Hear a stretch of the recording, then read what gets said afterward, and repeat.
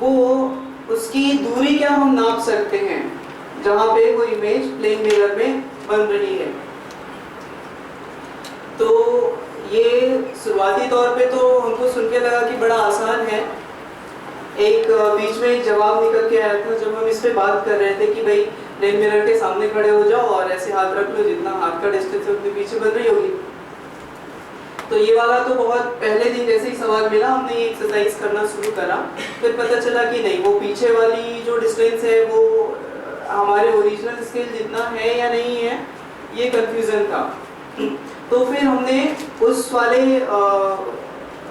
जो एक्सपेरिमेंट है उसको तो करना जारी रखा साइड बाय साइड, लेकिन हमने सोचा कि चलो कुछ दूसरा तरीका भी निकालते हैं। फिर एक आइडिया आया कि ये जो कॉन्केव मिरर जो है, अवतल दर्पण जो है, उसके बारे में एक बात हमको पता थी कि एक तो यदि वस्तु उसके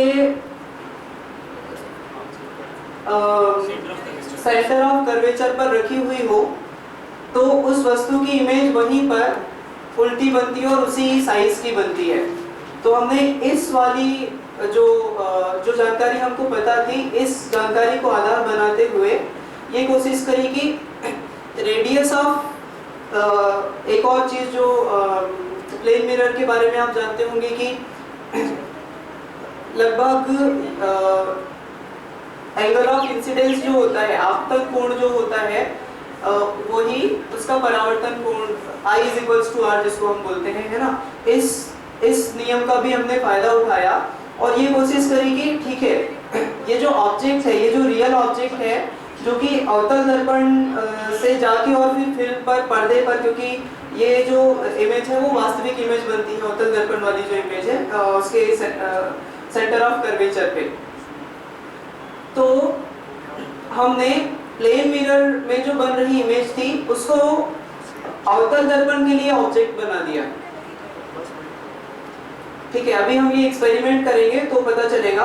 और ये जो प्लेन मिरर्स में जो ऑब्जेक्ट की इमेज बन रही थी उसको हमने गिराया अवतल दर्पण पे, वहां से रेस रिफ्लेक्ट होके वापस गई पर्दे पर और उसी साइज की उतनी ही दूरी पर इमेज बनी, जो कि और हमने उसको क्योंकि समतल दर्पण में जो इमेज बन रही है वो तो आभासी प्रतिबिंब है, वर्चुअल इमेज है, तो हमने ये अनुमान लगाया कि भाई यदि हम ट्रेजेक्टरी ड्रॉ करते हैं तो हमारा रियल ऑब्जेक्ट जो है वो लगभग पर्दे पे जहाँ पे रियल वास्तविक इमेज बन रही है, हमारे समतल दर्पण पे भी वो आभासी जो इमेज है वो एक दूसरे पर ओवरलैप होनी चाहिए। तो कुल मिला के ये वाला हमने लॉजिक वगैरह लगाया और इसका हमने एक्सपेरिमेंट करके देखा जो कि सक्सेसफुल हुआ। तो मतलब यहीं से हमने शुरू करी थी, ट्राई करते करते हो गया। क्या आपको प्रोसेस के बारे में अभी बात करनी है?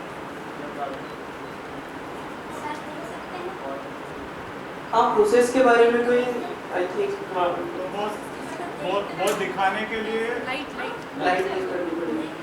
तो थोड़ा सा बताएंगे, इंटर खत्म हो जाने के बाद हम लोग इनसे बहुत दिखाने के लिए बाय द वे अभी हम क्या कर रहे हैं, वीडियो ले रहे हैं लाइव में और वो उधर दिखा रहे हैं। ये भी इन्हीं का आइडिया।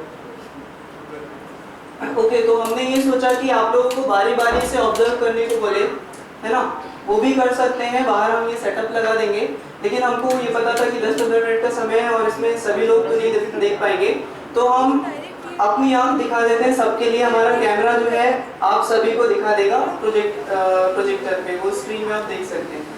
और थोड़ा सा बदलाव भी होता रहा, शुरुआत में हम अनुमान पे चल रहे थे, फिर हम मैच्योरिटी की तरफ बढ़ते गए।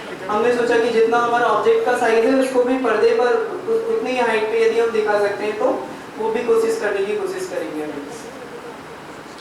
हो गया?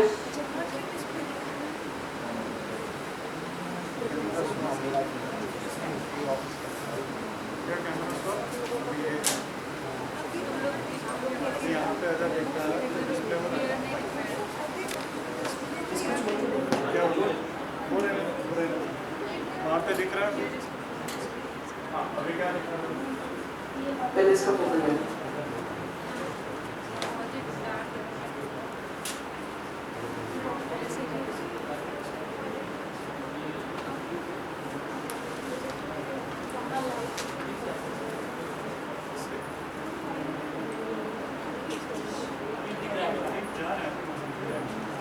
पे लोगों को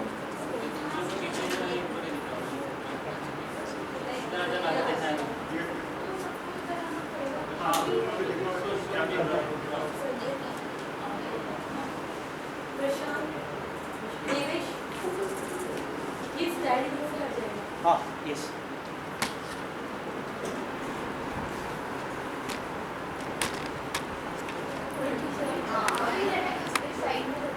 Right, sir?